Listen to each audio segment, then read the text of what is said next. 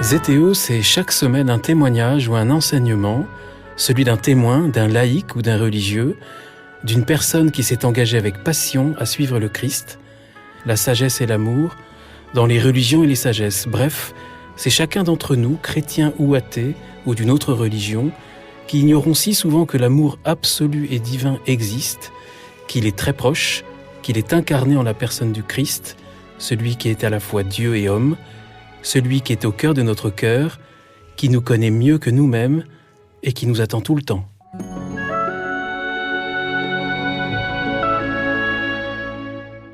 Bonjour chers auditeurs de ZTO, bienvenue pour un nouvel épisode, je suis Guillaume Devoux et avant de commencer cet épisode, je tiens à remercier très particulièrement tous ceux d'entre vous qui ont entendu et répondu à l'appel aux dons que j'ai adressé au moment de la Semaine Sainte et des fêtes de Pâques. Vous avez été plus nombreux à répondre à l'appel de la semaine dernière. Je tiens vraiment à remercier chacun des donateurs. Je tiens aussi à expliquer pourquoi ces appels sont importants, parce que si nous ne voulons pas vous envahir avec des appels à chaque épisode, ce que nous ne faisons évidemment pas, les dons restent pour nous notre principale source de financement, celui qui vous permet d'écouter des podcasts chrétiens diffusés gratuitement pour être accessibles au plus grand nombre, dont ceux qui ne pourraient pas contribuer financièrement. Alors encore une fois, merci. Évidemment, la possibilité de faire un don pour les autres est permanente, ceux qui n'ont pas encore répondu à notre appel, parce que notre effort est permanent, parce que nos podcasts ont des coûts constants, notamment le travail de ceux qui en font toute la production. Il n'est jamais trop tard pour ceux qui peuvent donner, qui tiennent à nos podcasts.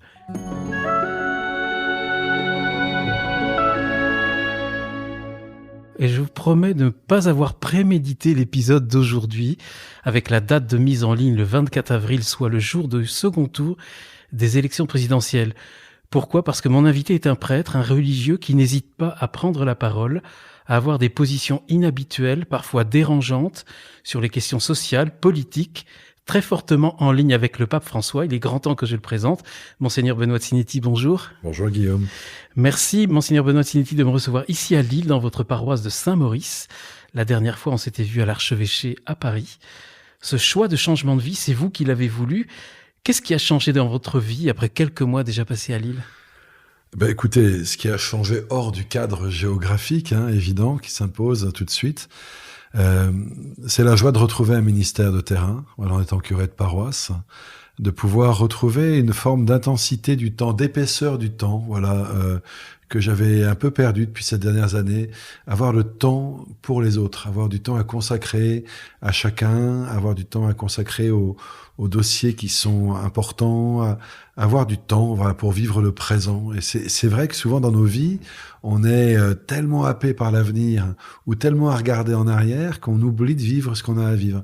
Et la grande chance que j'ai, qui est une grâce incroyable, dont je profite avec gourmandise depuis 8 mois, c'est d'avoir ce temps de goûter le moment présent, l'instant présent. Alors Saint-Maurice, pour quelques mots pour les auditeurs qui ne connaissent pas Lille, on est en plein cœur de Lille. Oui, c'est ce qu'on appelle l'hypercentre de Lille. C'est une paroisse qui regroupe 3 clochers, dont Saint-Maurice est le plus connu, parce que c'est l'église qui est en face de la gare de Lille-Flandre. Quand vous sortez du TGV et que vous allez vers la Grand Place, vous ne pouvez pas ne pas voir. C'était mon cas il y a quelques minutes. Voilà, vous avez vu, c'est à 3 minutes à pied de la gare. Et alors, on vit en ce moment des temps difficiles. On peut même dire qu'ils sont particulièrement sombres après les crises systémiques que nous vivons depuis des décennies, la crise écologique, la crise sanitaire, sans parler encore de la guerre en Ukraine. Votre livre, dont on va parler, a été écrit juste avant. Et vous sortez un livre qui dénonce nos 7 péchés capitaux. Dans quel état d'esprit vous l'avez écrit, ce livre ? Écoutez, je l'ai écrit parce que s'il y a bien quelque chose aujourd'hui qui me semble primordial, et c'était valable hier comme ça l'est aujourd'hui, mais de manière plus accrue encore aujourd'hui, parce que précisément vous avez rappelé tous ces événements qui surviennent, totalement imprévisibles, totalement inédits et totalement bouleversants aussi, c'est ce qui a bien quelque chose de primordial, c'est la question de la fraternité. Voilà. Et on voit bien qu'on aspire tous profondément les uns et les autres à pouvoir trouver une relation fraternelle les uns avec les autres. Et ces 7 péchés capitaux, si vous voulez, on pourrait les appeler autrement, on pourrait dire les 7 blessures portées à la fraternité. Voilà. Comment guérir de ces 7 blessures pour pouvoir retrouver ou trouver des liens entre nous qui soient plus vrais, plus fraternels, plus humains, plus profonds. Vous dites ça avec le sourire, les auditeurs peut-être l'entendent. Ce dont je me réjouis en vous rencontrant, c'est que ces 7 péchés capitaux, dont on va parler un petit peu, vous ne vous complaisez jamais dans le constat. Vous apportez des solutions. Et d'ailleurs, vous avez déjà prononcé le grand mot, votre grand mot, la fraternité. Oui, alors c'est pas mon grand mot, c'est ça revient chez vous, souvent chez vous. Oui, mais parce que, alors c'est vrai que c'est pour moi un souci que je porte comme beaucoup d'autres. Et on voit bien que notre société aujourd'hui, c'est un mot qui ressort beaucoup. Il y a 10 ans, 15 ans, on entendait assez peu le mot fraternité. Ça faisait un peu niais, ou ça faisait un peu démago, ou ça faisait un peu... Et aujourd'hui, ce qui est intéressant, c'est que même dans le discours politique, quels que soient les partis politique, ce mot revient d'une manière de plus en plus régulière, voilà, comme un slogan presque. Parce que je pense que nos politiques, qui sont des gens avisés, entourés de capteurs de communication, ont des remontées du terrain, comme on dit, de tous ces gens-là qui leur disent « Coco, parle de la fraternité parce que les gens, ils en ont besoin. » Et donc, ça rentre dans le discours politique. Ce qui est une bonne chose. Après, il faut aller plus loin.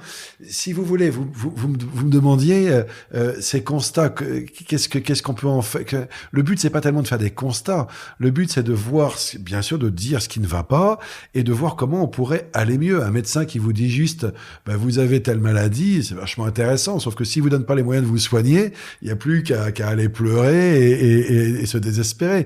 Je suis pas médecin, évidemment. Et puis, c'est pas aussi simple que de prendre un cachet d'aspirine ou d'être opéré de l'appendicite.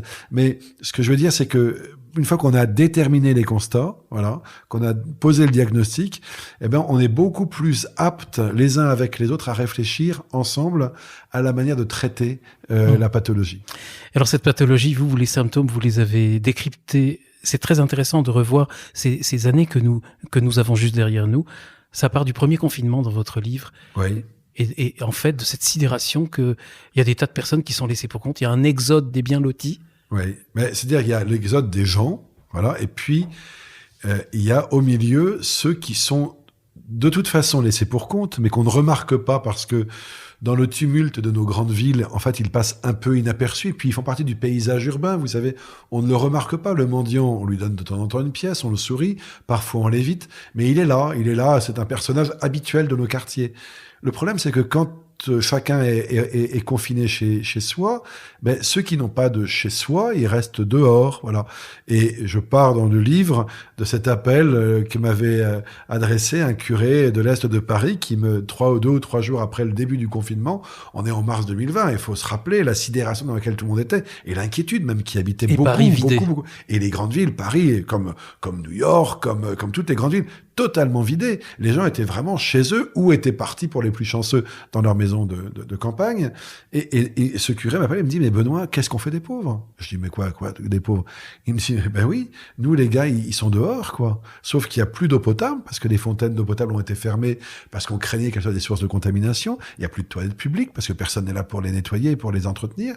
Et puis, il y a plus de gens qui passent et qui donnent une pièce. Donc, ils peuvent même pas aller acheter une bouteille d'eau à la supérette du coin. Il y a plus de café non plus, ou aller prendre un verre d'eau quand on a soif. Voilà. Et puis, rappelez-vous, il faisait très beau. À ce moment-là, et donc très chaud. Et donc, tout ça, je me suis dit, mais c'est dingue, c'est vrai qu'on n'y a pas pensé. Et il faut dire que tout le monde était pris de court.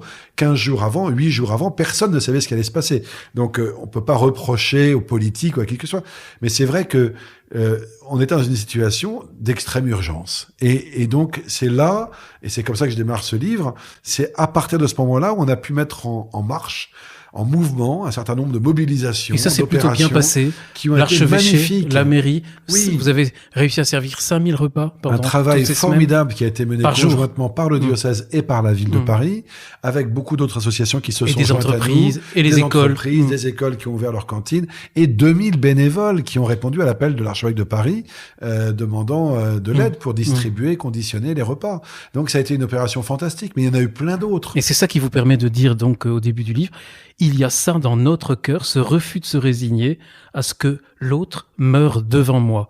Donc en fait, tout va bien. On pourrait dire, tout va bien, mais en fait, non, c'est pas le cas. Vous le dites que vous en profitez en fait pour décrire une société sans boussole, livrée aux 7 péchés capitaux que vous avez appelés des caprices. Oui. Mais les caprices, vous savez, on dit souvent, c'est les enfants qui font des caprices, comme si les adultes n'en faisaient pas. Alors que c'est quand même extraordinaire parce que moi-même, je considère que j'en fais encore régulièrement. Alors, je le fais pas publiquement, je tape pas du pied sur le sol ou du poing sur la table en hurlant, mais on fait tous des caprices tous les jours dans nos manières de considérer. Quand regardez, par exemple, quand vous commandez une pizza et qu'elle met 10 minutes de plus à arriver, quand vous êtes à la caisse d'un supermarché, qu'il y a une dame devant qui a du mal à payer avec des pièces, ben, tout de suite, on fait un caprice intérieur en disant on a pris d'une colère, d'une impatience, c'est totalement grotesque, vous voyez. Ce caprice, c'est cette espèce de refus d'accueillir le réel tel qu'il est et de vouloir à tout prix que mon imaginaire s'impose aux autres. Voilà. Après, le caprice, on peut aussi le déterminer de manière plus culturelle, hein, comme vous savez, ces caprices dans l'art, ces scènes de paysages qui sont qui figurent, ces fantaisies qui figurent des paysages de ruines, des paysages improbables, recomposés, etc. Bref, c'est l'irréalité que je prétends être la réalité. Voilà. Et ça, c'est un caprice. Voilà. Eh ben, il y a ce caprice, il y a plusieurs caprices. Il y en a plusieurs et on est en plein dedans. Notre société et aujourd'hui. On va en parler un petit peu, mais ce que vous dénoncez le plus à travers tous ces caprices, c'est la peur, le repli sur le passé, sur soi, et donc des discours politiques, médiatiques, identitaires, de plus en plus clivants. Oui, et déshumanisants, en fait, aussi, parce que qui sont clivants parce que, en fait, ils nous dressent les uns contre les autres, c'est-à-dire qu'ils nous présentent des ennemis souvent imaginaires pour rassembler autour de ceux qui tiennent ces discours des troupes de partisans qui se regroupent prêts à en découdre. Voilà, comme si on était dans une citadelle assiégée, ce qui n'est absolument pas le cas, en tout cas pas de manière singulière depuis quelques années. Il y a ce sentiment-là est un sentiment qu'on donne aux gens, mais qui ne correspond pas à une réalité. Et donc vous dénoncez la dictature de la bien-pensance et d'une sorte de sensiblerie égalitaire qui s'empare du monde. Et ce qui est intéressant, c'est qu'en fait, cette société clivée, vous voyez l'origine, Satan, celui qui divise. Oui, oui, si vous voulez, c'est l'étymologie même du mot diable, hein, le diviseur.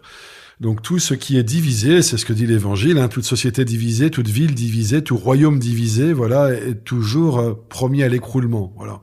Et donc, tous ceux qui viennent nous cliver, nous diviser, en fait, même inconsciemment, travaillent à l'écroulement de ceux-là même qu'ils veulent unifier. C'est ça qui est tout à fait singulier hein, dans le discours politique. Après, si vous voulez, ça n'a rien d'original. C'est-à-dire que le diviseur soit à l'œuvre depuis les origines jusqu'à la fin des temps, c'est assez normal. Il l'est dans chacune de nos vies, il l'est dans chacune de nos sociétés et dans l'histoire humaine en général. Le tout, c'est de le savoir et de ne pas être dupe. Le premier caprice, on va les énumérer rapidement, si vous le voulez bien. On va laisser aux auditeurs le soin de se transformer comme d'habitude. Je les invite toujours en lecteurs parce qu'on n'aura évidemment pas le temps de tout dire. Mais le premier caprice que vous pointez du doigt, c'est l'individualisme qui est source de toutes les radicalisations qu'on est en train de vivre aujourd'hui. Si vous voulez, le grand drame, me semble-t-il, de notre époque, hein, c'est qu'on a transformé la personne en individu. Ou plutôt, on a rabaissé la personne à l'état d'individu. Voilà. Or, un individu, qu'est-ce que c'est ? Un individu, c'est d'abord une entité. Voilà. Qui n'est pas forcément humaine. On parle en science d'individus pour désigner autre chose que des êtres humains. C'est juste une entité. Voilà. C'est le propre de l'humanité, d'être composé de personnes. Une personne, c'est certes un individu, mais à qui on reconnaît une conscience, un libre arbitre, un esprit, une capacité à entrer en relation, etc., etc. Et aujourd'hui, on voit bien que dans cette espèce de quête effrénée à l'autonomie, on nous éduque à l'autonomie, et c'est formidable. Aujourd'hui, tout est fait pour nous rendre autonomes. Mais c'est une catastrophe, parce que l'être humain n'est pas fait pour être autonome. Il est fait pour être indépendant, pour une part, mais pas l'autonomie. Il est fait pour être solidaire les uns des autres, si vous voulez. Et cette autonomie dans laquelle on nous formate, elle fait de nous des individus, voilà, qui sommes juxtaposés les uns par rapport aux autres et qui ne regardons l'autre que soit comme un objet qui peut nous être utile, soit comme un obstacle à notre propre épanouissement. Et dans les deux cas, évidemment, c'est un regard profondément déshumanisant, voilà. Et nous portons les uns sur les autres ce regard déshumanisant qui fait de l'autre un objet ou un obstacle. Un regard déshumanisant, consumériste, égoïste. Vous dénoncez cet individualisme de plaisir fugace, du parce que je le vaux bien ou si je veux, quand je veux. Et là, en fait, vous accusez les gouvernements qui donnent toujours la prime à l'individu, qui cherchent à deviner les fantasmes qui habitent l'inconscient collectif, qui navigue à vue. Oui, mais parce que les gouvernants, ils sont à l'image des gouvernés, toujours. Hein. Faut pas oublier ça. Et puis les gouvernants, comme les gouvernés, ils sont aussi conditionnés par des structures beaucoup plus larges, que des structures financières, des structures économiques, qui vivent de ça. C'est-à-dire que plus vous autonomisez les gens, plus vous déshumanisez les personnes en faisant des individus, plus vous les rendez aptes à consommer, à s'émouvoir et à consommer encore. Et en fait, le but de ça, alors on leur fait consommer de la nourriture, on leur fait consommer des loisirs, on leur fait consommer du sexe, on leur fait consommer plein de choses comme ça. Et le but, c'est de faire consommer. C'est faire circuler l'argent, en fait. Le maître mot aujourd'hui politique, c'est faire circuler l'argent. Ce qui est juste terrifiant. On comprend bien que ça soit nécessaire, mais ça peut pas être le but ultime de l'humanité de faire circuler l'argent, vous voyez. Et donc les gouvernants, il faut pas les accabler non plus, même si parfois je peux donner l'impression d'être un peu sévère, mais parce que parfois il y a une colère qui monte aussi, parce que la colère, elle monte contre des hommes et des femmes qui font certes beaucoup de choses comme ils le peuvent, mais qui se réfugient souvent derrière un discours très stéréotypé, dont ils savent qu'il est stéréotypé, dont ils savent qu'il est creux, et pourtant ils l'utilisent quand même. Et c'est ça que je leur reproche. C'est pas de faire des bêtises, c'est pas de parfois de parler creux, c'est de savoir qu'ils parlent creux et de parler creux quand même. On y reviendra peut-être. Sortir de l'individualisme, en tout cas pour vous, ça passe par la fraternité. Sans rencontre fraternelle, il ne saurait être de société véritable. C'est le cheminement dans la rencontre de l'autre. Oui, parce que c'est la rencontre de l'autre qui me permet de pouvoir retrouver en l'autre une altérité véritable et de sortir du je pour aller au tu. Voilà. Et c'est ça qui fait qu'on est des personnes et pas des individus. C'est pas une collection de jeux juxtaposés les uns à côté des autres. Ce sont des jeux qui sont aussi des tu. Un autre caprice, Benoît Sinetti, c'est la violence. Et c'est très intéressant, vous parlez beaucoup de cette question de distinction et qui a été confondue, qui a été brisée dans la division. Nous sommes créés distincts et en fait, là aussi on voit l'œuvre du diable qui clive et qui, dans cette distinction, crée une division.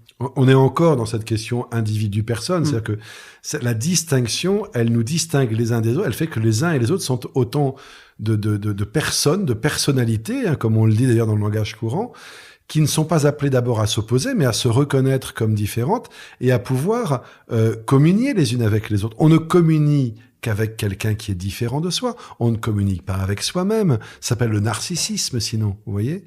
Alors que la division, c'est précisément de ne plus voir dans l'autre la différence comme une source de communion, comme un appel à la communion. Donc, on appelle à la conversion pour pouvoir communier avec lui. C'est de voir l'autre comme quelqu'un qui fait obstacle à mon propre épanouissement. Voilà. Qui vient enrayer ma propre mécanique intérieure de recherche du bonheur. Voilà. Et donc, l'autre devient un ennemi, devient celui qui me met en danger, celui dont j'ai peur. Voilà. Et donc, l'homme a peur de la femme a peur de l'homme, le jeune a peur du vieux, le vieux a peur du jeune, le blanc a peur du noir, le noir a peur du blanc, etc., etc. Alors, cette mécanique, elle est à l'œuvre depuis le début de l'humanité, parce que le diviseur, précisément, fait de la distinction un objet de division. Et nous tombons tous dans le panneau régulièrement, et chacun, sans aucune exception, et nos sociétés aussi. Mais maintenant, ce n'est pas inéluctable non plus, ce piège-là. Une fois qu'on l'a analysé, il faut voir comment on peut essayer d'en sortir les uns avec les autres. Et ce qui nous rend capable d'en sortir, c'est encore une fois ce recours à non pas à cet idéal, mais à cette donnée de départ que nous sommes des frères et des sœurs, et non pas des étrangers les uns pour les autres. Et que nous devons parfois aussi nous pardonner. Vous parlez dans ces questions justement de division et de clivage, de la colonisation. Oui, mais bien sûr, parce que... Sujet éternel et énormément... J'ai certainement beaucoup d'auditeurs qui vont dire « Mais ça y est, c'est bon, il faut qu'on passe... » Oui, mais pour vous, on ne peut pas encore passer ce sujet-là. Parce qu'en fait, on ne peut pas passer pour une raison simple, c'est que il ne s'agit pas de dire que nous sommes, nous, Français, occidentaux, hommes de couleur blanche, des méchants, et que tous les autres peuples sont composés de gentils qui ont été victimes de nous, les méchants. Mais il faut simplement reconnaître que ce que nous avons voulu établir là, à travers la colonisation, même même si un certain nombre d'arguments étaient teintés d'un grand humanisme, voire de beaucoup de paroles chrétiennes et d'évangélisation, etc., cette violence-là, nous avons choisi de l'imposer, nous, nos ancêtres, ont choisi de l'imposer à des gens qui n'avaient absolument rien demandé. Voilà. Et cette violence-là, rien ni personne ne pourra l'enlever. C'est pas très compliqué de la reconnaître, voilà, de la reconnaître. Simplement de dire, effectivement, la colonisation, même si elle a pu produire des effets bénéfiques sur le plan économique, sur le plan des infrastructures, sur le plan de l'éducation, etc., est d'abord un acte qui est un acte mauvais. Voilà. Est-ce qu'il n'y a pourtant pas la nécessité parfois, quand on est dans une crise de valeurs, d'un réveil identitaire et donc de ne pas se battre la coulpe tout le temps et de ne pas accepter cette culpabilisation. Il ne s'agit pas de se battre. Mais vous savez, la culpabilisation, elle vient parce que nous sommes incapables nous-mêmes de reconnaître notre faute. C'est-à-dire que si vous faites une bêtise, si vous me donnez un coup de poing, voilà, si vous me blessez et que vous refusez de reconnaître que vous m'avez blessé, moi je vais trouver de vous dire, tu m'as blessé. Et au bout d'un moment, vous me direz, mais arrête de me culpabiliser. Mais c'est pas moi qui vous culpabilise, c'est vous qui m'avez blessé. Vous voyez? Et donc, il suffirait juste qu'on reconnaisse ça. C'est tout. Il s'agit pas de se mettre la corde au cou, il s'agit pas de se prosterner à terre, il s'agit pas mais de dire, OK, de fait, ça, c'est mal. Les Allemands, pendant la Deuxième Guerre mondiale, ils ont reconnu, après la Deuxième Guerre mondiale, le mal qu'ils avaient fait. Est-ce que pour autant, l'Allemagne est aujourd'hui un pays méprisé, vilipendé, au banc des nations? Pas du tout, parce qu'ils ont eu ce courage de dire « nous avons fait, nous avons commis, nous, peuple allemand, bien sûr de la faute de nos dirigeants, bien sûr de la faute d'un crime abominable. De cela, nous vous demandons pardon, et notamment à vous qui en avez le plus souffert, les Juifs, les Roms, les homosexuels, etc., etc. » Ils l'ont fait, et du coup, ils peuvent continuer à vivre. Nous, tant que nous n'analyserons pas ça avec sobriété et justice, eh bien, nous serons en permanence en but avec ceux qui sont les héritiers, les descendants de ceux que nous avons blessés, qui nous diront « Pourquoi tu as blessé mes grands-parents ?» On est en plein au cœur du sujet de ces divisions qui rongent la société, que vous abordez plus en détail dans le livre. Vous parlez notamment du wokisme, de cette victimisation de certaines minorités. C'est très intéressant. Et en fait, vous dites que l'universalisme républicain, il est menacé et que l'État doit aujourd'hui mettre en place un pacte social. Quel type de pacte social? Mais vous savez, je vais revenir là-dessus, mais ce que vous disiez sur l'universalisme républicain, il est menacé précisément par le fait qu'aujourd'hui, toutes ces minorités qui se réclament de la souffrance de leurs aînés passés, voilà, ne trouvant pas d'écho à cette souffrance dans un acte de reconnaissance, si vous voulez, eh bien, se déploient à leur tour, le grand risque, c'est qu'elles se déploient à leur tour dans la recherche de boucs émissaires. Voilà. Elles ont été les boucs émissaires d'une manière ou d'une autre hier, et aujourd'hui, pour pouvoir trouver une voie qui porte, il faut qu'elles désignent à leur tour des boucs émissaires, voilà, qui est la société, et donc on rentre dans une histoire qui est d'une violence infernale, absolument infernale. Et ça brise, alors le pacte républicain, l'universalisme républicain, je veux dire, ça brise le dessein universel, qu'il soit républicain ou pas. C'est-à-dire que c'est ce désir qu'on a de pouvoir vivre ensemble. Quel pourrait être ce pacte commun, ce pacte social? Je ne sais pas, mais en tout cas, il mériterait que autour de la table puissent s'asseoir les représentants, voilà, de la société dans toutes ses composantes pour réfléchir ensemble au monde que nous voulons bâtir. Je parle pour la France, mais on pourrait faire un rêve encore plus grand, et je pense que précisément les rêves sont le propre de l'homme et qu'ils nous sont bien nécessaires pour vivre, et de rêver que ce pacte-là, il puisse s'établir à une échelle internationale. Après tout, après la Deuxième Guerre mondiale, les accords de Bretton Woods, sur un thème très très particulier et très économique, ont rassemblé un certain nombre de grands pays pour bâtir le monde à venir. Eh bien, on pourrait avoir une ambition encore plus grande qui sortirait uniquement de l'orbite économique et qui ouvrirait à plus de peuples encore cette réflexion. Et ça, on y passe par la transcendance, en fait. Et ça, je sais. Alors, je pense qu'il faut. C'est ce que vous écrivez un peu plus loin. Voilà, il faut pour ça que, si vous voulez, il y ait quelque chose qui s'impose à tous, que la commune nature humaine puisse être reconnue par tous, et qu'elle provoque en chacun la prise de conscience que ce monde dans lequel nous sommes, il n'a pas de propriétaire, il est à nous tous, il nous est confié, voilà. pour les générations futures, et que c'est dans la mesure où nous arrivons à pouvoir bâtir aujourd'hui une société plus fraternelle que demain d'autres pourront y vivre. En fait, sans transcendance, pas de fraternité, vous avez cette phrase. Cette transcendance est dans nos veines, le sang de la fraternité. Alors je parle pour nous, chrétiens, en tout cas, moi comme chrétien, c'est comme ça que je l'entends, si vous voulez. Et c'est d'ailleurs, à mon avis, une des raisons, si je peux me permettre ce clin d'œil, pour lesquelles le mot fraternité figure en 3e dans les mots de la devise républicaine en France, c'est que c'est parce qu'il n'y a pas de fraternité sans filiation, sans paternité commune. Ouais. Comment on peut se dire frère si on n'a pas les mêmes parents? C'est un concept, mais c'est pas une réalité charnelle, voilà. Et puis surtout, qu'on voit bien que la différence, c'est qu'un frère, ça ne se choisit pas. Un ami, ça se choisit. Un frère, ça ne se choisit pas. Et donc, c'est parce que précisément la fraternité est le seul des 3 termes de la devise républicaine qui en appelle à la transcendance immédiatement, que on est bien content de le mettre en queue de peloton. Ça évite de trop y réfléchir. Mais du coup, le paradoxe, c'est que puisque la fraternité est relayée en queue de peloton, la liberté et l'égalité ne peuvent pas s'épanouir, parce que si vous ne mettez pas comme préalable que nous sommes tous frères, à ce moment-là, la liberté devient l'individualisme, devient moi et ma pomme et les autres, j'en ai rien à faire, et l'égalité devient l'égalitarisme, c'est-à-dire, en fait, je refuse à l'autre de pouvoir avoir la moindre différence avec moi. Et donc, c'est un monde qui devient fou et invivable. Vous voyez? Alors que si on part de la fraternité, si on reconnaît qu'on est d'abord frères et sœurs, voilà, profondément, eh ben, à ce moment-là, la liberté, elle s'organise différemment. Et l'égalité aussi. Et puis on peut créer des passerelles avec de transcendance et d'amour, parce que vous citez dans votre livre Malek Bouti, qui n'est pas chrétien, je ne crois pas non plus, et qui est d'origine maghrébine, et qui, en parlant des cités, dit que pour résoudre les problèmes des cités, il faut y aller. Je cite: tant que vous ne leur direz pas que vous les aimez, vous n'arriverez à rien.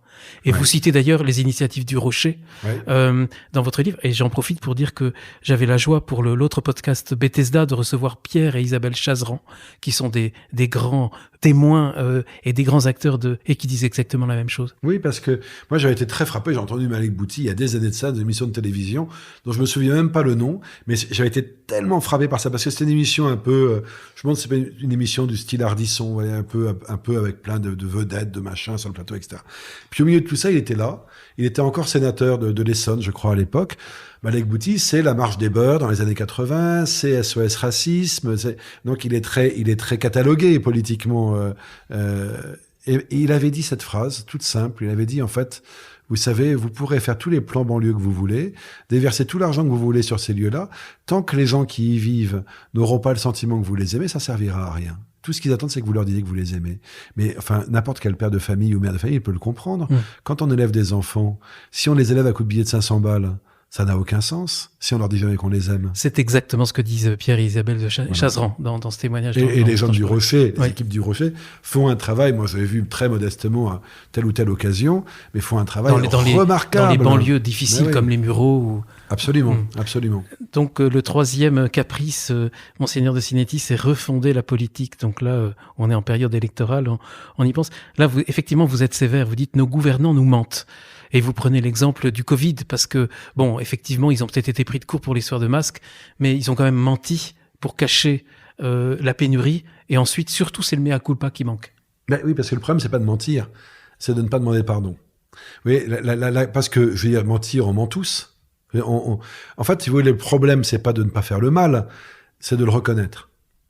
C'est quand on ne le reconnaît pas que le problème arrive. Et n'importe quelle personne peut entendre de la part de n'importe qui, fût-il ministre ou président de la République, là, on n'a pas dit la vérité. Voilà, on n'a pas été bon. On n'a pas été bon.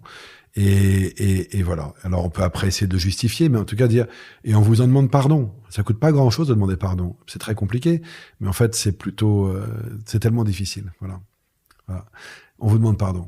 Et aujourd'hui, le drame des politiques, je l'évoquais un peu tout à l'heure, c'est qu'ils sont entourés par des bataillons de communicants, de sachants qui les nourrissent de sondages, d'enquêtes de terrain, de machins, etc. On leur dit les Français veulent entendre ça, les Français veulent pas entendre ça. Donc on formate leur discours, on chasse tout naturel de leurs propos. Rassurer, là je vous cite, rassurer et plaire, ce sont les deux mamelles de la communication. Voilà. Et c'est ça. Et en fait, les gens ne sont pas dupes. C'est-à-dire que il faut penser à un moment donné que les gens, étant de plus en plus cultivés, ayant de plus en plus accès à des moyens de communication sophistiqués et d'information sophistiqués, ne sont plus dupes de rien. Voilà. Et donc, ce qui est terrible, c'est que quand on a le sentiment qu'on vous balade, c'est très compliqué de redonner sa confiance après.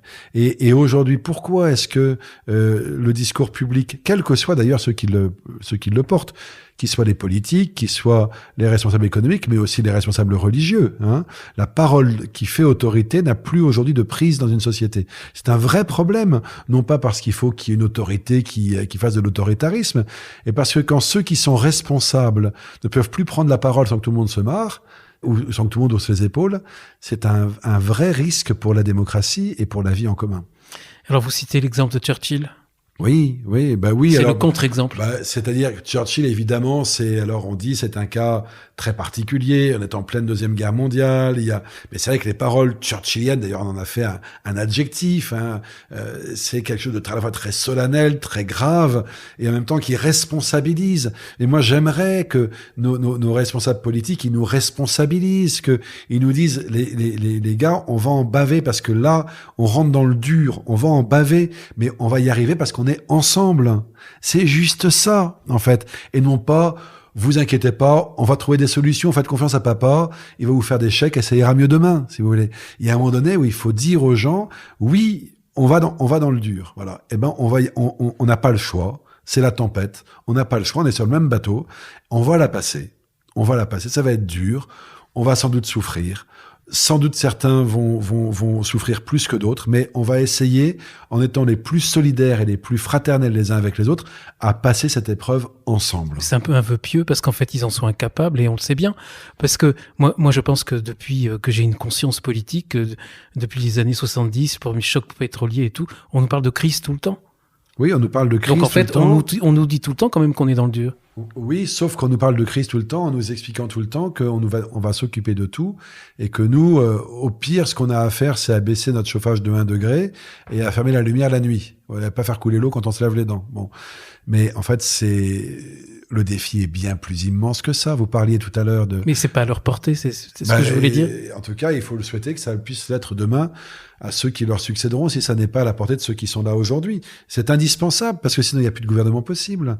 Vous voyez bien la manière dont la planète est en train de tourner actuellement, et toutes ces crises qui sont très prévisibles.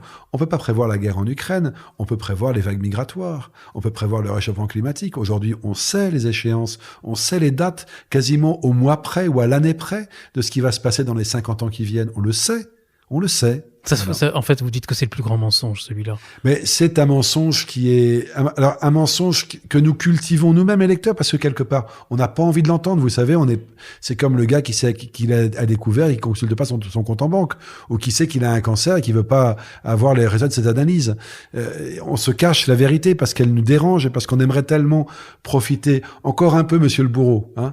On aimerait encore profiter un tout petit peu de ce bonheur ultra confortable dans lequel on est installé depuis des années. Donc en fait, on est en train de vivre un grand remplacement ? Ah non, on est en train de vivre une grande illusion.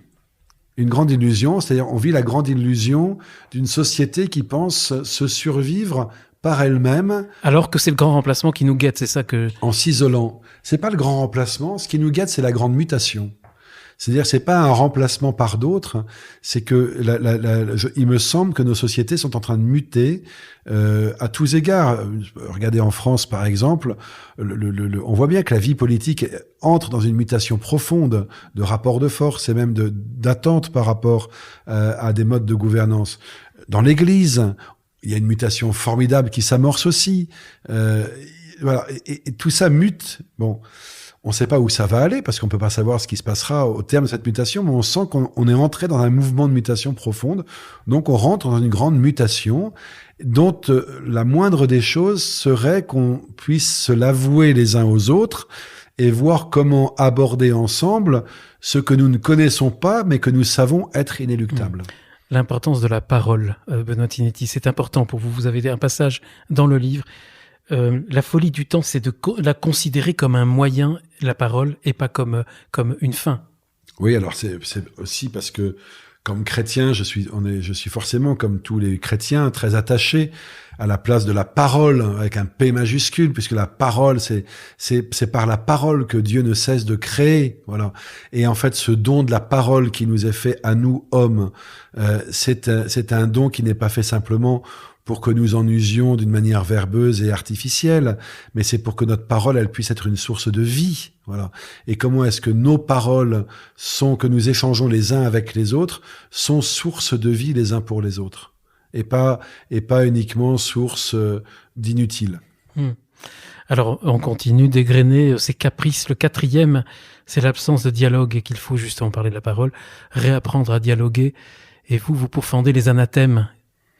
Oui, alors, on est dans une société qui anathématise beaucoup. C'est ça qui est très paradoxal. C'est-à-dire que c'est une société qui se veut très tolérante, très ouverte, très inclusive, mais qui ne cesse d'anathématiser. Voilà, d'ailleurs, vous citez le phénomène MeToo. Oui, pourtant, il était peut-être nécessaire. Mais bien sûr, mais en fait, c'est là où vous voyez, on est dans un piège permanent, c'est que dès qu'on dit quelque chose, on prend le risque de passer pour un monstre absolu de néo-fasciste ou que sais-je. Donc, bien sûr que c'est nécessaire de lancer des campagnes pour lutter contre la violence faite aux femmes, pour punir les crimes qu'on appelle les féminicides. Bien sûr que tout ça est nécessaire de condamner, de révéler, de poursuivre, etc. Bon. Après, une fois qu'on a dit ça, est-ce qu'il faut alors du coup dire que tous les hommes sont des gros porcs ? Voilà. Et on en vient tout à l'heure à ce qu'on disait par rapport à la recherche de bouc émissaire. Est-ce que une victime, pour cesser d'être victime, doit trouver une autre victime à sa vindicte ? Vous savez, moi j'ai un ami qui m'a raconté l'histoire suivante qui est très révélatrice de ça. Cet ami donc qui travaille dans la mode, qui est homosexuel, me dit qu'un jour sur son compte Instagram, il voit passer une annonce postée par un styliste, lui-même homosexuel et noir, américain, disant qu'il recherchait un assistant et qui me disait « Je cherche un assistant qui soit homosexuel et noir ». Et cet ami, donc qui lui n'est pas noir mais qui est blanc, me dit qu'il avait répondu à ce poste en disant cette phrase pleine de bon sens, lorsque la victime d'hier se fait bourreau, on n'est pas sorti de l'auberge. Voilà. Ça lui a valu, mais un lynchage pendant 48 heures incroyable, d'une haine incroyable, alors que c'était pas lui qui aurait dû être lynché pour peu qu'il faille lyncher quelqu'un. C'est l'auteur de cette annonce, vous voyez, qui est invraisemblable. Et c'est là où on marche sur la tête, vous voyez. Et c'est là où, précisément, on marche sur la tête parce qu'il n'y a plus de dialogue, parce que précisément le fait que moi j'ai souffert me légitime à vous faire souffrir demain, parce que vous êtes celui qui symbolise mon ancien bourreau. Alors, on parle de fraternité avec vous souvent, on parle aussi souvent de Saint François d'Assise, et c'est là justement, j'en parle parce que vous faites appel aux techniques du dialogue propre, cher à Saint François d'Assise, notamment avec le sultan. Oui, ben c'est cette histoire qu'on connaît, pendant la croisade où François va avec un de ses compagnons à la rencontre du sultan et passe plusieurs jours à discuter avec lui. Alors, il y allait sans doute pour en tout cas, dans l'esprit de son camp, de le convertir au christianisme, ce qui n'a pas été le cas. Mais ils ont beaucoup parlé l'un avec l'autre. Et la tradition, plus ou moins légendaire, en tout cas autour de cette rencontre, en conclut que quand quelques années plus tard, le sultan retirera ses troupes de Jérusalem pour permettre aux chrétiens d'y retrouver le lieu de leur pèlerinage, c'est sans doute en réponse, quelques années plus tard, en écho à cette discussion qu'il avait eue, parce qu'ils se sont parlé. En fait, ils se sont parlé et pas simplement invectivés et pas simplement condamnés. Et vous voyez, c'est aussi la grande opération qui a eu lieu dans l'Église catholique elle-même, qui pendant des siècles, et on peut le comprendre pour une part, pour pouvoir se structurer dans une société à l'époque polythéiste au commencement, et puis au fur et à mesure de l'histoire, dans une société où elle avait un pouvoir politique très important, l'Église, dans ses conciles, dans ses déclarations, avait toujours beaucoup de déclarations sous forme d'anathème, voilà, que celui qui dit ceci ou cela soit anathème, que celui qui ne pense pas ceci ou pas cela soit anathème, etc. Et le premier concile dans l'histoire qui n'a plus cette tournure stylistique, c'est Vatican II. Oui, c'est très récent. C'est très récent. Mmh. Vatican II, il n'y a pas d'anathème. Il n'y a pas d'anathème. Et c'est très intéressant de voir le tournant qui est pris à ce moment-là par l'Église elle-même, qui ne cesse de se réfléchir et de se penser à travers l'histoire des hommes dans laquelle elle se situe. Voilà. En disant, en fait, il faut qu'on arrête cette posture d'anathématiser en permanence ceux qui ne sont pas d'accord avec nous. On n'a plus de raison d'avoir peur parce que le Christ est auprès de nous et que de toute façon, c'est lui notre garantie. Mais on est quand même un peu mal barré. Parce que ça, c'est très idéal, ce que vous dites, mais vous parlez dans le livre des réseaux sociaux, de toutes les initiatives, même l'écriture inclusive, vous dites, il n'y a pas de dialogue, il n'y a pas de... Ah ben, c'est bien pour ça qu'il faut trouver les moyens et que les chrétiens, me semble-t-il, ont dans la société cette mission prophétique d'être des hommes de dialogue. Nous sommes des hommes et des femmes de la parole faite chair. Donc la parole faite chair, c'est assez clair comme expression. La parole qui se fait chair. Eh bien, nous devons être témoins et propagateurs de cette bonne nouvelle-là. Si nous commençons à nous comporter comme si nous ne le savions pas, ben nous perdons notre saveur, notre particularisme, et donc nous ne servons à rien dans une société. Et peut-être qu'aujourd'hui, si les chrétiens s'estiment si maltraités dans la société qui est la nôtre, c'est peut-être qu'au fond, parce qu'ils donnent l'impression de ne servir à rien. Et pourtant, vous donnez un très bel exemple justement du dialogue. Le plus beau dialogue, c'est Jésus avec la Samaritaine. On a un beau modèle, nous chrétiens. Mais on a plus qu'un modèle, on a un inspirateur, on a un maître permanent, et bien sûr que nous sommes pétris de ces évangiles, de cette bonne nouvelle, de cette foi-là. Et cette scène de Jésus avec la Samaritaine, c'est beau, je l'avais pas vue sous l'angle justement du dialogue noué. Effectivement, Jésus entame le dialogue avec elle. Jésus entame le dialogue avec elle. De la manière la plus improbable, parce que si vous avez en tête l'épisode, il est midi, l'heure la plus chaude de la journée, il est au bord d'un puits, à l'écart de la ville, et puis arrive une femme à une heure où personne ne songe à aller puiser de l'eau, parce que qui va puiser dans un pays chaud de l'eau à midi? Personne. On y va tôt le matin ou tard le soir. Elle vient seule. Pourquoi elle vient seule? Parce qu'elle ne veut voir personne. Pourquoi veut-elle voir personne? On le saura à la fin, parce qu'elle a eu plusieurs maris, et donc parce que c'est une femme facile, voilà. Et donc, les autres femmes qu'elle croiserait si elle venait à l'heure normale se moqueraient d'elle, la rejetteraient, lui cracheraient dessus, peut-être, parce que elle est pécheresse, voilà. C'est une traînée, voilà. Et donc, elle vient au puits, elle voit un homme qui attend. Qu'est-ce qu'elle peut avoir en tête devant cet homme qui l'attend au puits? Voilà. Qui est-il, cet homme? Qu'a-t-il lui en tête par rapport à elle? Et voilà que Jésus commence à nouer une conversation avec elle qui ne fait plus d'elle un individu à consommer, voilà, ou à rejeter, mais qu'il élève pour la première fois, sans doute depuis longtemps, au statut d'une personne.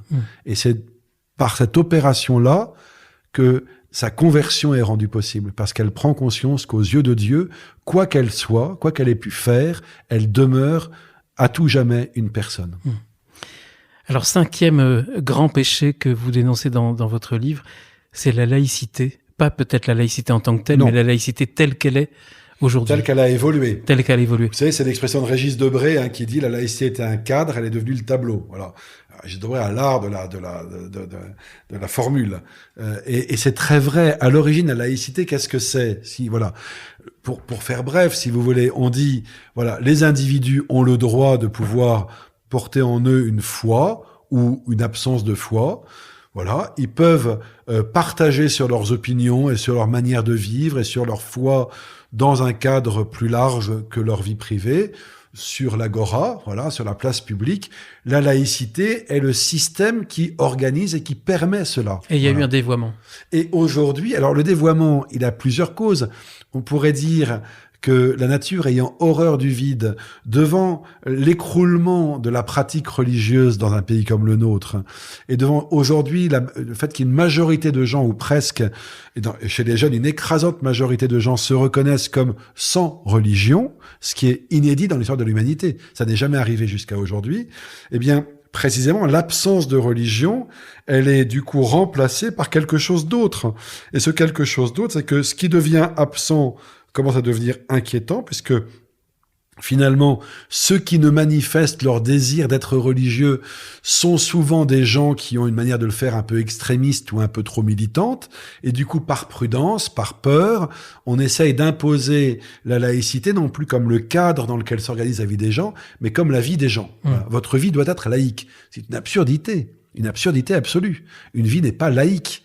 Une vie, elle est toujours faite de choix éthiques, moraux, qui sont liés à une transcendance ou à un refus de la transcendance. Mais la vie n'est pas laïque, elle n'est pas sans positionnement par rapport à la transcendance. La laïcité s'est peut-être transformée peu à peu en une sorte de diktat d'agnosticisme ou d'athéisme.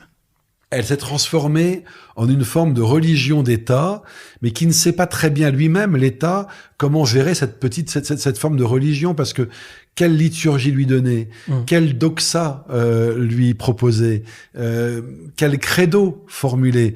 En fait, on n'en sait rien, on tâtonne. Vous citez ce cas qui est très frappant de ce qui s'est passé au moment du tsunami en Asie du Sud-Est en 2004, où Monseigneur Lustiger, vous étiez à ses côtés à cette époque, vous avez demandé d'organiser une messe à Notre-Dame, et vous pouvez raconter. Et puis finalement, l'État n'a pas voulu suivre. En fait, si vous voulez, le cardinal Lustiger avait eu cette idée très juste, je pense, de chaque fois qu'il y avait une catastrophe qui se produisait en France ou dans le monde, que le dimanche suivant, à Notre-Dame de Paris, la messe soit célébrée à l'intention des victimes de la dite catastrophe.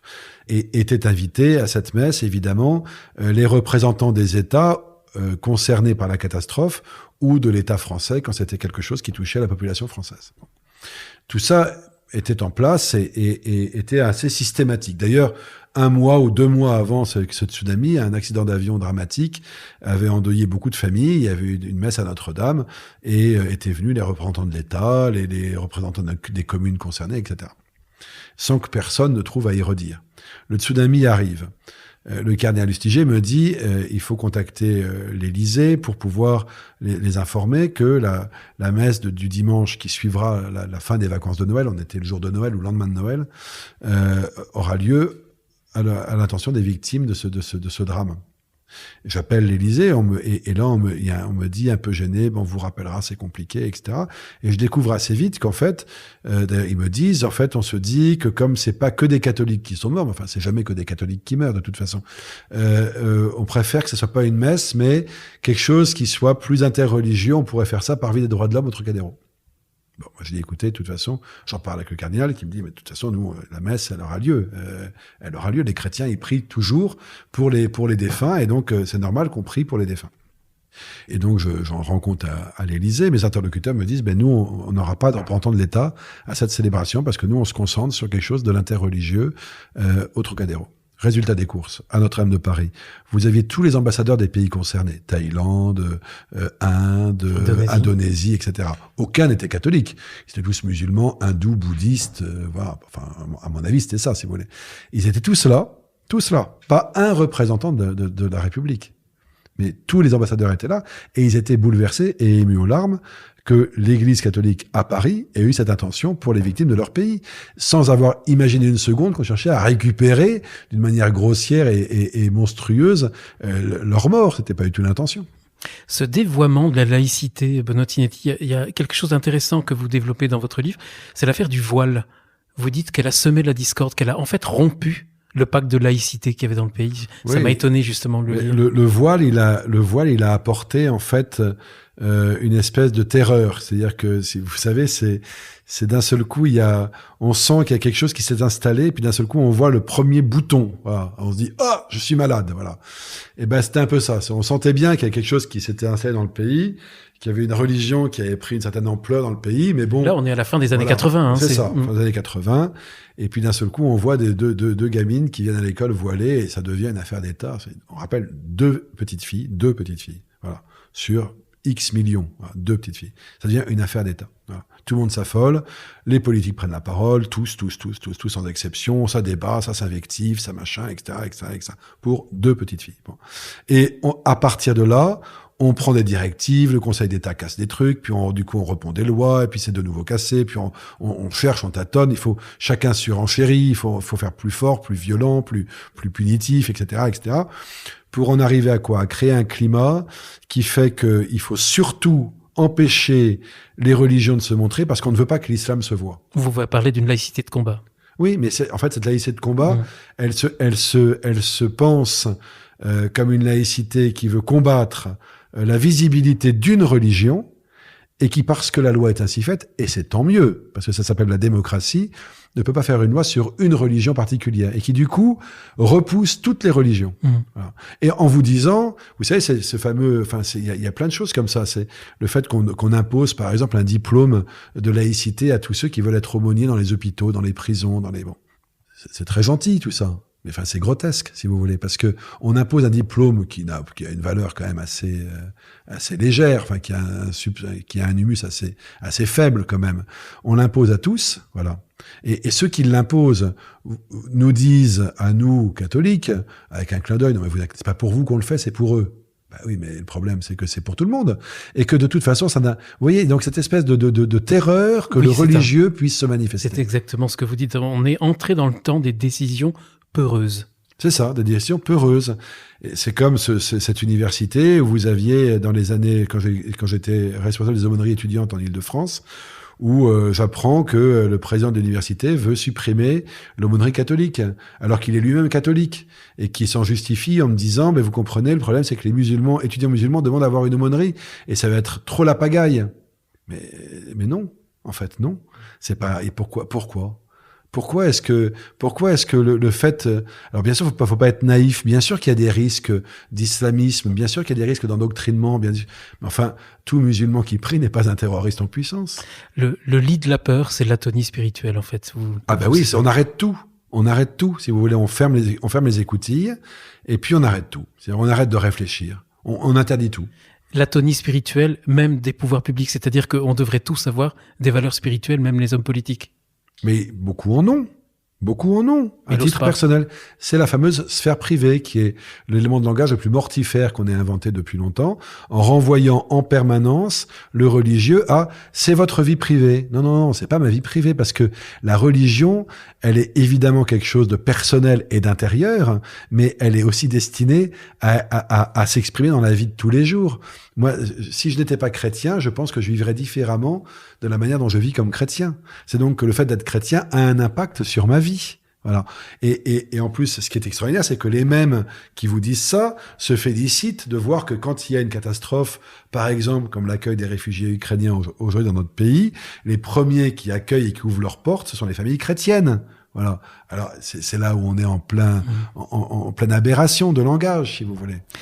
On est obligé d'aller un petit peu vite, Benoît Tinetti. Le 6e, on va aller peut-être vite sur ce 6e-là, mais il est magnifique et bien connu à mon avis des auditeurs. C'est retrouver l'harmonie de la création. La création, on a perdu cette harmonie. Et là, vous citez Laudato Si, qui est un événement majeur pour vous. C'est un événement majeur parce que, en fait, si vous voulez, on avait le sentiment que ces questions-là étaient absentes de la réflexion de l'Église.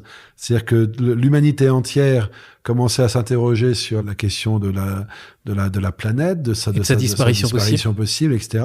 Et l'Église était assez discrète sur tous ces discours-là, parce qu'elle suspectait des discours un peu gauchistes ou un peu trop comme ceci ou comme cela, etc.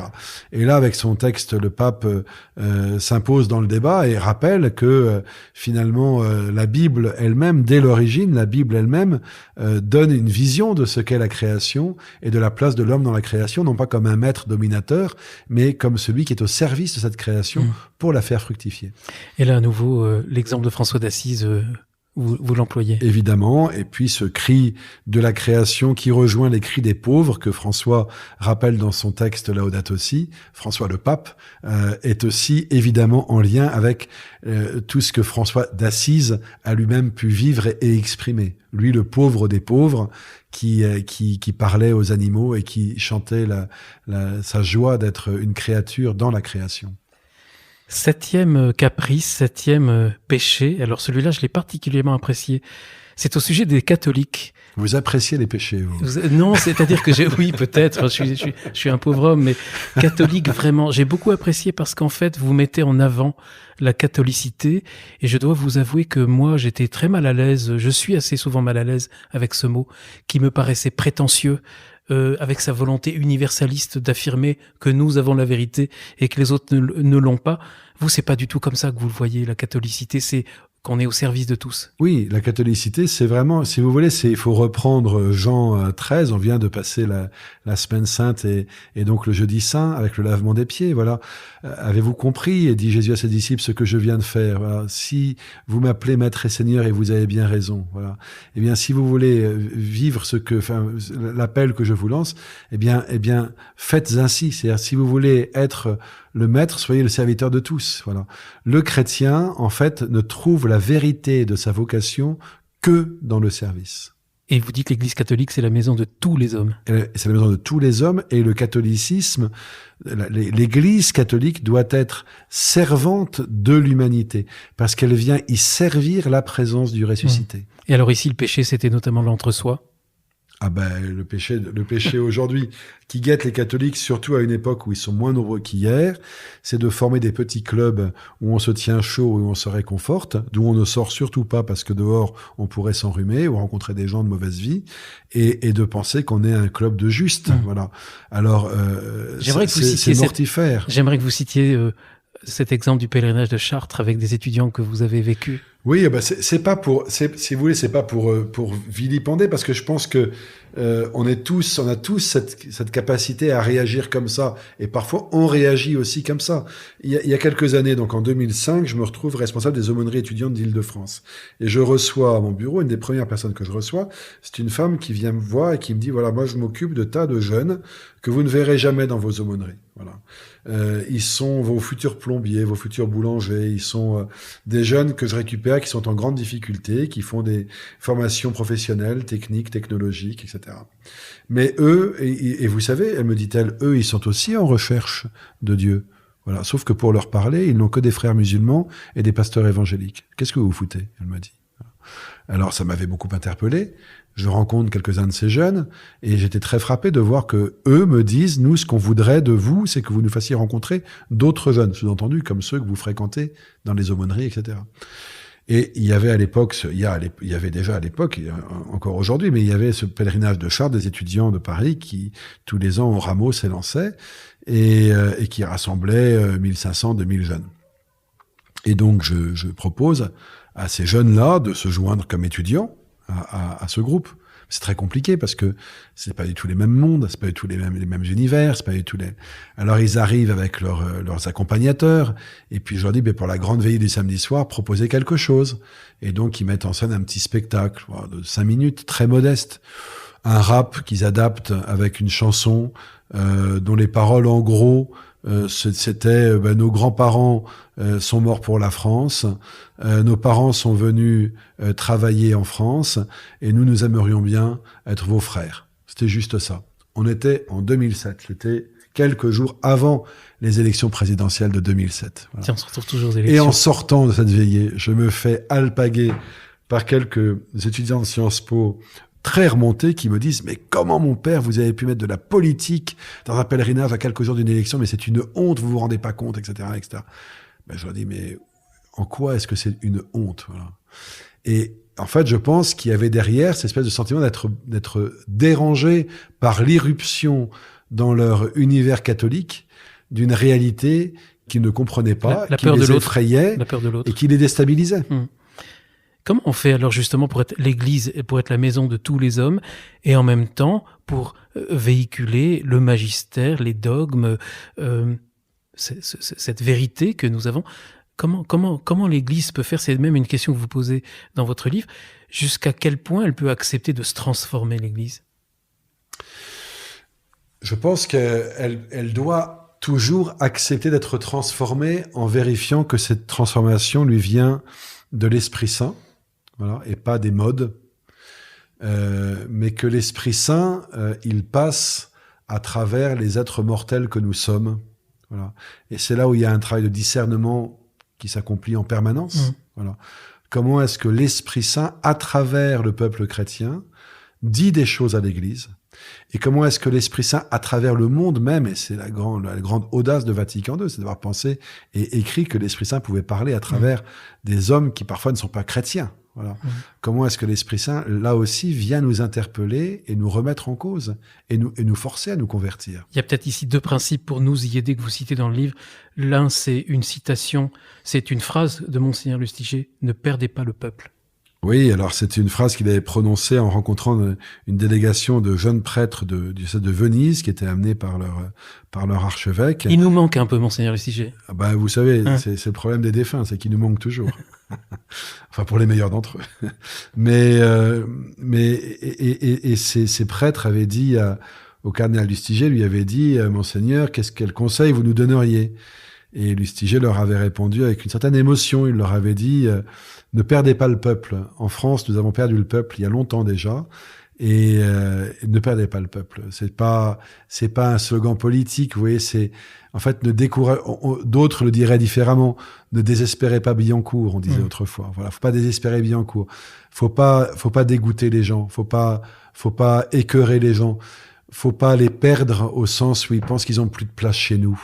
Moi, je me dis souvent, quelqu'un qui est baptisé, là, je pense à tous ces catéchumènes qui ont été baptisés dans la nuit de Pâques, et qui viennent parfois de milieux sociaux, culturels, qui sont pas du tout ceux qui sont les plus marqués dans le catholicisme français.